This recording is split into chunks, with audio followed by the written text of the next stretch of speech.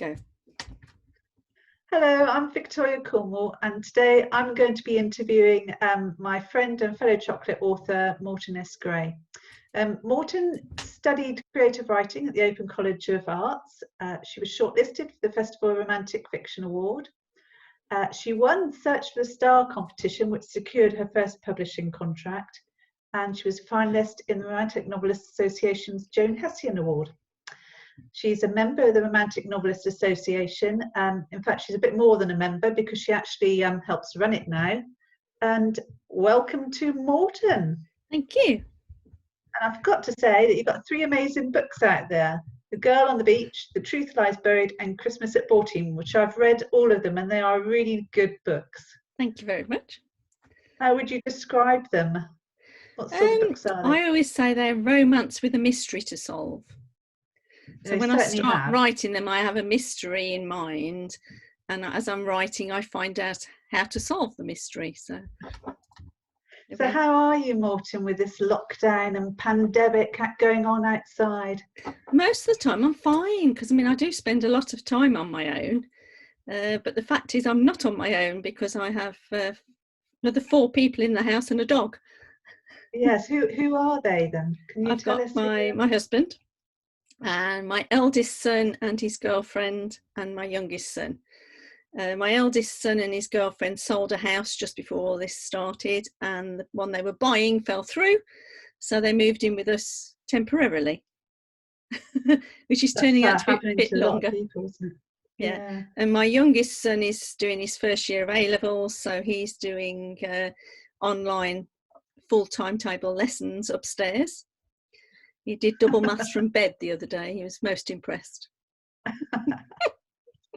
So what's the worst thing about lockdown for you at the moment? I think it's the frustration of only being able to go out once, if you like, and having to look after my mother, who lives down the road. She's 87, has dementia, and I'm having to make sure she's got food and medication. So that's quite difficult because she's finding it hard being in solitary confinement.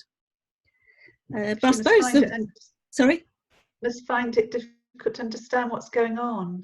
Yeah, and I think the worst thing is trying to provide food for 5 people and keep it interesting. Breakfast, lunch and tea.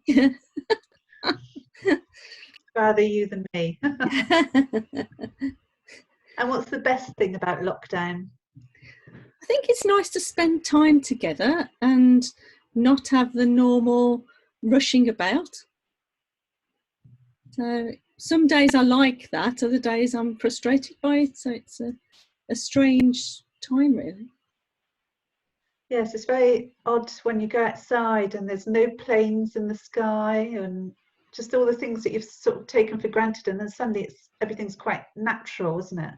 Yeah, and we're finding walks. We've lived here nearly 20 years, and we're finding lanes and walks that we've never done before. So it's quite nice as well.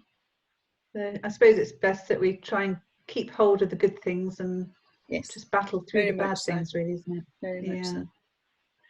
So you've been writing for quite a long time now, and I know that you've come up through the new writers scheme part of the Romantic Novelists Association, and I know you've got loads of manuscripts in your drawer that you've yet to publish. What's your best of writing advice would you give, do you think, to someone who's aspiring to write and be like you, published author?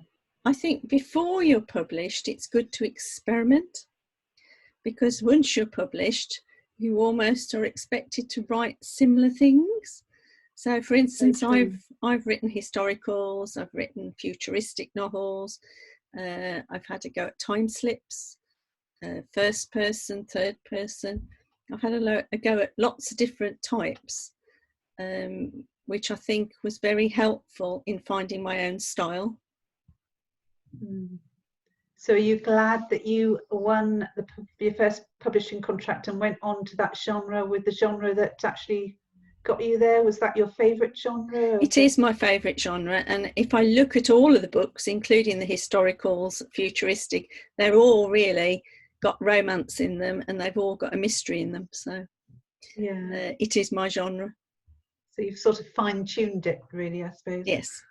Yeah, I've found where I want to write. But I like writing it in lots of different forums, I suppose.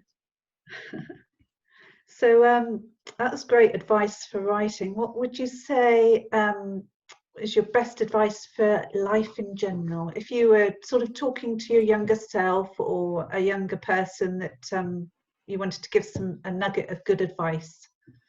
I'd say anything's possible. If you make your mind up you want to do something, you can. You just have to believe you can and get on with it. Yeah. With them seeing you achieving a publishing contract later in years, you're still a spring chicken, but you know, it's something that, you know, people can see and think, well, if Morton can achieve it, then I can achieve it too. Yes, very much so. Very much so. In fact, I think Never give up. You help with the New Writers Scheme, don't you? I do. I'm a reader for the New Writers Scheme, and I'm now the secretary for the Romantic Novelists Association as well. So, perhaps you could explain what the New Writers Scheme is. The New Writers Scheme is part of the Romantic Novelists Association, and it's for aspiring writers.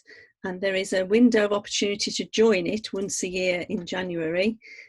300 writers get taken on, and they can submit a manuscript every year while they're a member, and it gets critiqued by a published author. Extremely helpful to get that critique, because it helps you to fine-tune your writing. And that's how we sort of partly first met, wasn't it? We both became published in the same year, I think, didn't we, in the end? Yes, I think it was. Did we meet through Chocolate? I think it was through Chocolate. I think it was through Chocolate, but we both had our first a book published around the same 12-month 2017 period. Mine was. And we both went to the Joan Hessian Awards together. Yeah. Yeah. Less said about that, the better. We seemed to time, didn't we? Yeah, we seem to get on well, don't we? So it's nice. And we talk most days. And we should say, I suppose, that you're in Cornwall and I'm in Worcestershire. Yes. So we talk most days, but we don't actually see each other physically very often.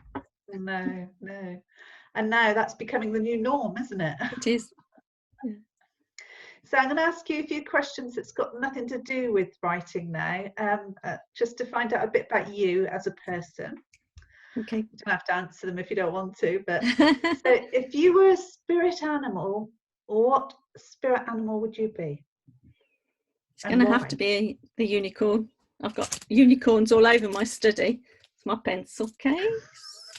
And then I've got some more. So it's going to be a unicorn. I'm just imagining you with a load of unicorns all around you now. I've even got one on my handbag. There's one hanging on my handbag. Yeah, a metal one. And why is that then? Why does the unicorn sort of? I don't know why it appeals to me. It's just a mythical creature that's just appeals. Yeah. They're beautiful. They fly, don't they? They do. Do they fly? Yes, they do. Yeah. Oh, they do. No, they don't. No, they don't. No, they don't. You're thinking Pegasus. They run through the forest. What's the best gift you've ever had? Oh, the best gift I've ever had. Well, that's a hard one. Probably the one I've used more than anything else is my husband bought me an atomizer, which is like a little perfume spray that I can fill up my favourite perfume into the atomizer. Yeah. And I've used that more than any other gift, I think. So your bit of that's quite a practical one with a bit of treat as well with it, isn't it? A bit of pampering. Yeah. And what's your worst gift? Probably my husband as well. He bought me an operating system for my computer, the first gift he ever bought me, which I was a bit nonplussed about, thinking, is this the man for me? But I've always got well-maintained computers, put it that way. Well, he works with computers, doesn't he? So yeah. He probably bought himself something thinking you'll like it as well. Maybe. And if you had a superpower, what would it be? probably like to be invisible. Yeah, because then you could do all sorts of things that, and nobody'd know. I need a Harry Potter invisibility cloak. Yeah, use it when you want it, and yeah. Now I'm going to give you some quick fire ones. It's only a one-word answer. The first thing that comes to mind, I'm sure you'll be able to do these really easy. So, tea or coffee? Tea. Cake or pie? Cake. Any tattoos? No. Texting or talking? Talking. First celebrity crush? Oh, that's got to be Davy Jones from the Monkees. Oh. And what's the first thing you'll do? This will need more than one word. When the lockdown is officially ended and we're totally sort of free, although I know it's not going to be quick as that, but you know, what's the first thing you'd be able to do when you can do whatever you like? I think it would be go out more than once a day. So go out more than one walk. Enjoy the outside. Yes. That we've all taken for granted. Exactly. Well, it's been lovely talking to you. Feels like it's gone very quickly. I don't know how long this interview's lasted, but all right, lovely. Nice. Thank you ever so much, Vicky. It's really nice to see you. Oh, and I just want to ask, have you got anything? Oh, can we expect any more books coming out, or are you working on it? Hopefully another 2 this year, but oh wow, we'll see. Keep fingers crossed. I haven't had the contract yet. I will, because I really enjoy reading them. So yeah, thank you. And it's great to see you looking so well. And you. Hopefully we'll see you again soon. Bye. Bye.